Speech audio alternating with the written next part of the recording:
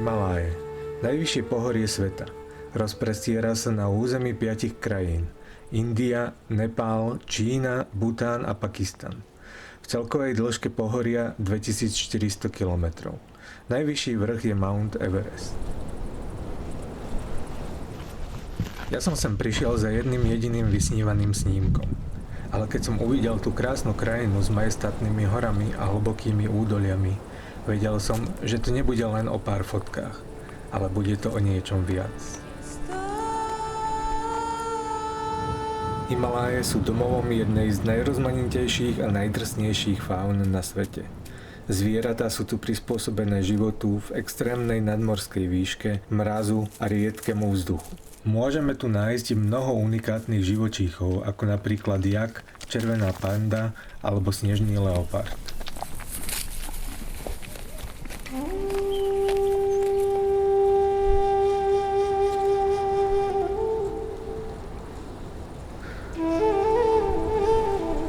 Po príchode absolvujeme niekoľko dní aklimatizácie v nadmorskej výške 3500 metrov, ktoré využívame na prvé výlety po okolitej krajine a snažíme sa nájsť aj nejaké zvieratá.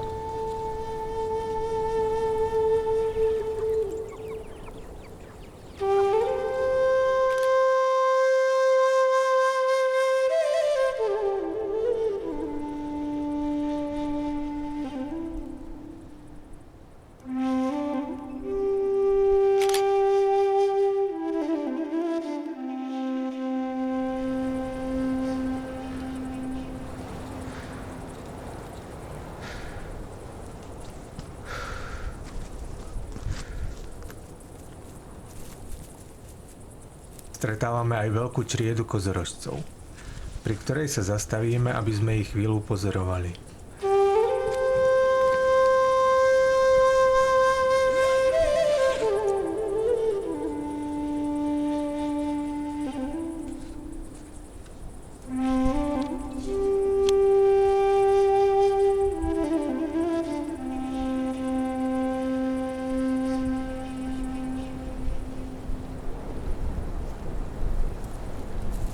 Kozorožec je skvelý lezec, žijúci v skalnatých svahoch. Jeho najväčší predátor je snežný leopard. Dospelý samec môže mať aj 100 kg a jeho rohy zahnuté dozadu môžu merať až 130 cm.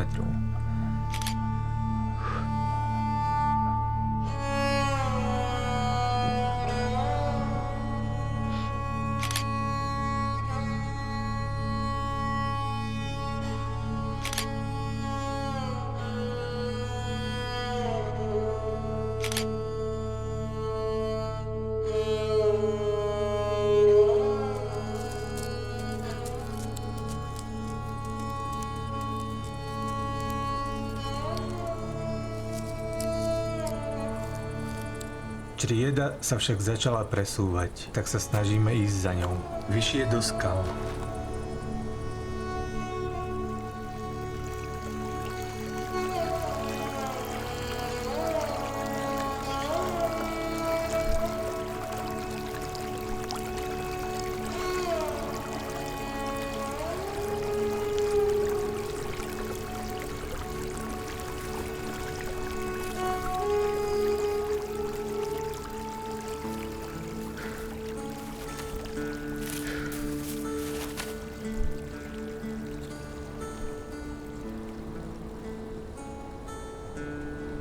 Po ceste vidíme aj stádo modrých oviec alebo blue sheeps.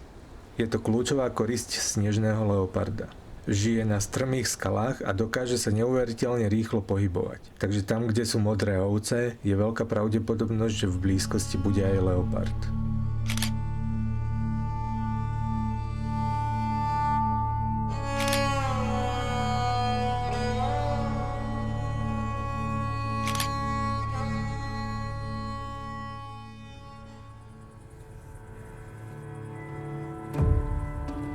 Stádo je však akési nervózne, tak si sadneme a chvíľu ich pozorujeme. Možno vidia a cítia snežného leoparda.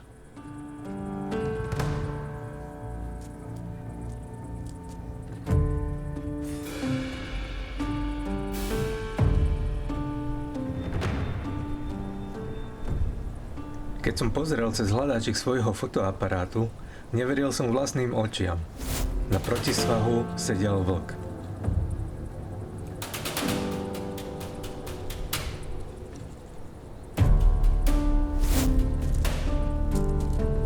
Vlk nebol sám, boli traja a boli na love.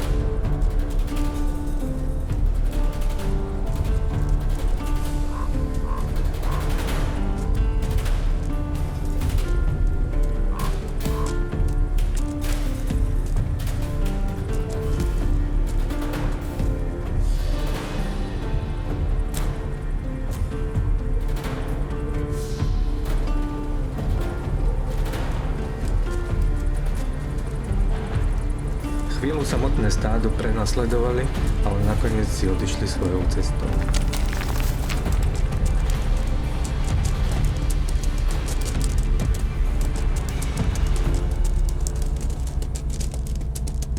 Vlk himalajský je menší ako náš vlk európsky. Má dlhšiu srsť a svetlejšie svarbenie. Má schopnosť prežiť pri nízkom obsahu kyslíka vo výškach nad 3000 až do výšky 5000 metrov.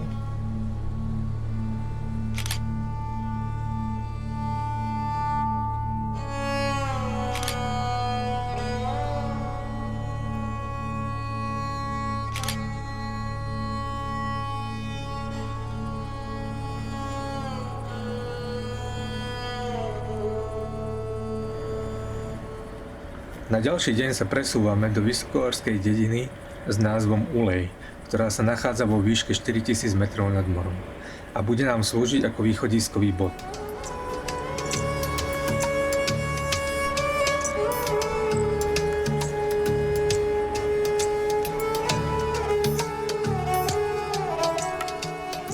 Po príchode sa dozvedáme, že sem chodia točiť aj veľké spoločnosti, ako je National Geographic alebo BBC. Takže sme na správnom mieste a verím, že budeme mať šťastie. Dedina leží vo veľmi odľahlej oblasti Ladachu a je známa ako skvelá oblasť pre sledovanie zvery. Dedinka Ulej je malá a nachádza sa tu asi iba 4 až 5 domov. Život je tu veľmi tradičný, jednoduchý a úzko spätý s prírodou. Ľudia sú tu skromní a živia sa pastierstvom alebo poľnohospodárstvom. Komunita je úzko prepojená a ľudia si navzájom pomáhajú. Zimy sú tu dlhé a teploty klesajú hlboko pod -20 stupňov. Je tu strašný kľud, žiaden stres a ako keby tu zastal čas, alebo sa aspoň spomalil. Je to tu úžasné.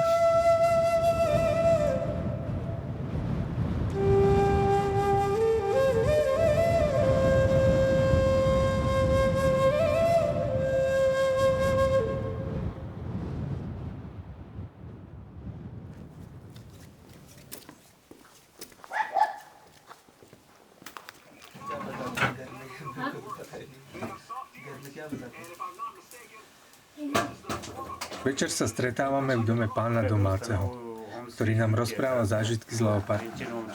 Dengchen Wangchuk was the name.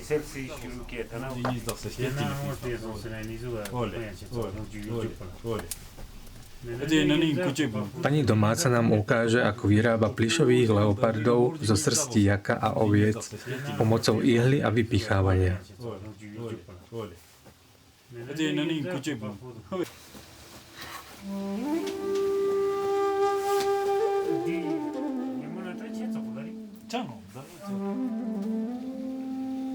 Celé to má úžasnú atmosféru, ktorú si vychutnávame až do hlbokej noci.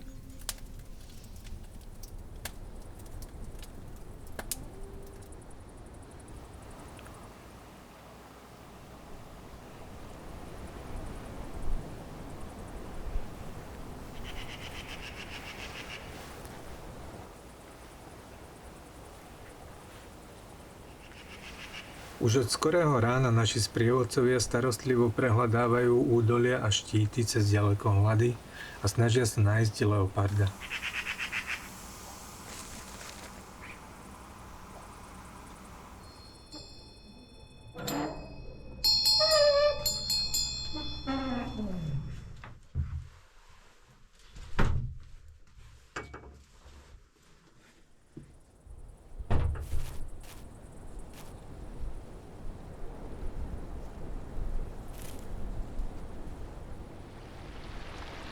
My sa vyberáme do okolitých dolín, teraz už aj s našimi sprievodcami, ktorí majú na leoparda citlivé oko. A myslím si, že bez nich by sme sa ďaleko nedostali.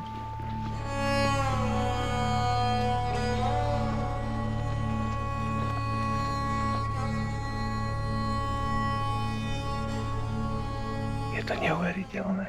Práve sme našli 2 leopardov. Je to samica s mláďaťom. Nádhera. Krásny zážitok.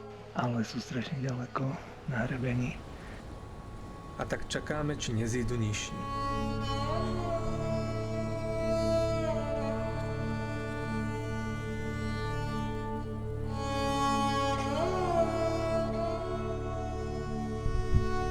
Ako typické mačky trávia na hrebení asi 6 hodín spaním a prevalovaním sa. A keď sa konečne rozhodli, že niekam sa pohnú, tak to bolo do vedľajšej doliny. My fotografi máme také tendencie ísť si za svojím vysnívaným snímkom. Ale v prírode to tak veľakrát nie je. Tam vždy musíte ísť s tou prírodou a keď to zviera nespolupracuje, tak tú fotku proste neurobíte.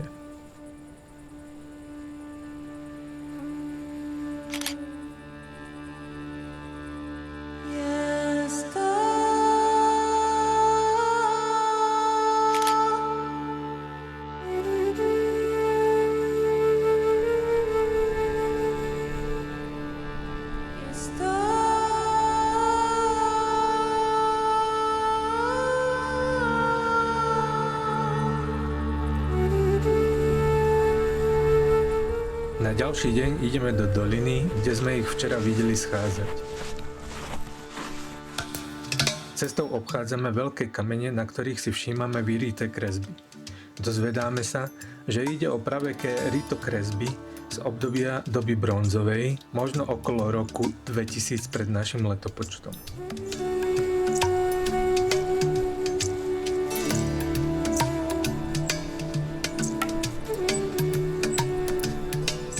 Dlho sa však nezdržíme a pokračujeme ďalej.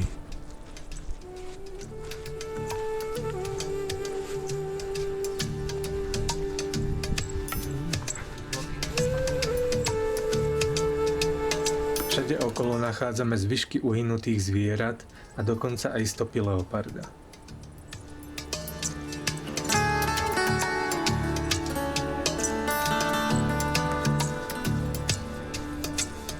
Neustále sledujeme okolie, či ich náhodou neuvidíme.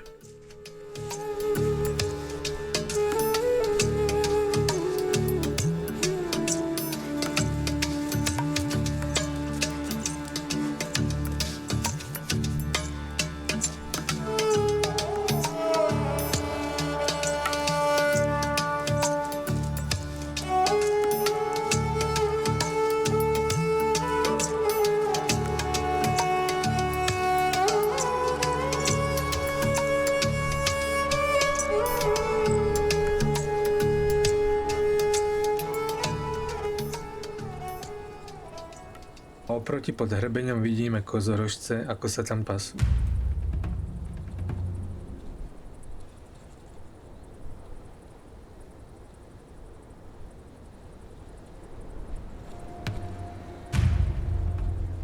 Keď zrazu pri skale zaznamenám pohyb. Je to on, je tam. Snežný leopard. Ticho leží pri skale a sleduje pasúce sa kozorožce. Keď robím fotku, tak mám pocit, že moje srdce prestalo na chvíľu byť. Ale je to len pocit radosti za to všetko, čo sme tomu obetovali. Je tam hore v skalách. Je veľmi ťažko rozoznateľný, má výborné maskovanie, takže voľným okom ho je veľmi ťažko vidieť. Ale pomocou ďalekohľadov a teleobjektívov sa to dá.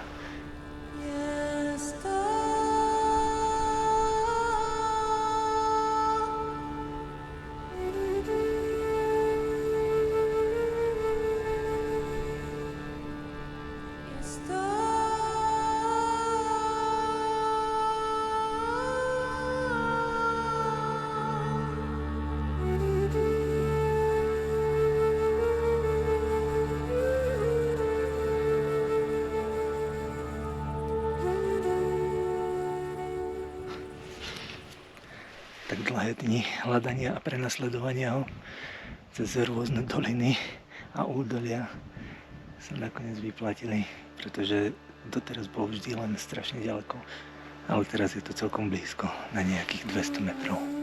Snežný leopard je jedna z najzáhadnejších a najvzácnejších mačkovitých šeliem na svete. Jeho počty sa odhadujú len na 4 až 6,5 tisíc jedincov. Je mimoriadne plachý a ťažko pozorovateľný kvôli dobrému maskovaniu. Preto dostal aj prezývku Duch hôr. Má charakteristicky dlhý huňatý chvost, ktorý môže mať dĺžku až 1 meter a slúži mu na rovnováhu. A hustú srsť, ktorá ho chráni pred silným mrazom. Vďaka silným zadným končatinám dokáže skákať až do 15 metrov. Jeho stavy sú neustále ohrozené z dôvodu klimatickej zmeny, pytliactva, úbytku koristi alebo konfliktnými s pastiermi.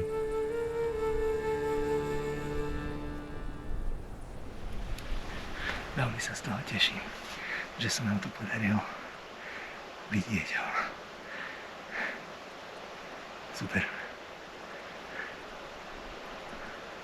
Až sa mi odtiaľ to nechce ísť.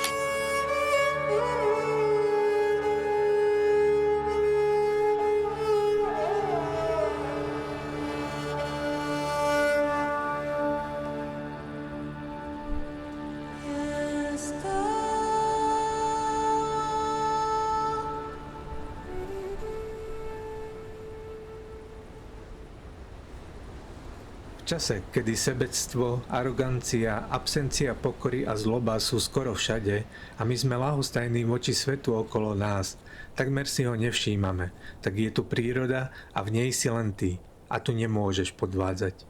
Príroda mi umožnila nazrieť do jej srdca a ukázala mi tajomstvá, ktoré bez úcty a pokory neuvidíte. A za to som jej veľmi vďačný. Aspoň na chvíľu som sa zastavil, užíval si voľnosť a slobodu, ako môžete zažiť len tu, vysoko v horách.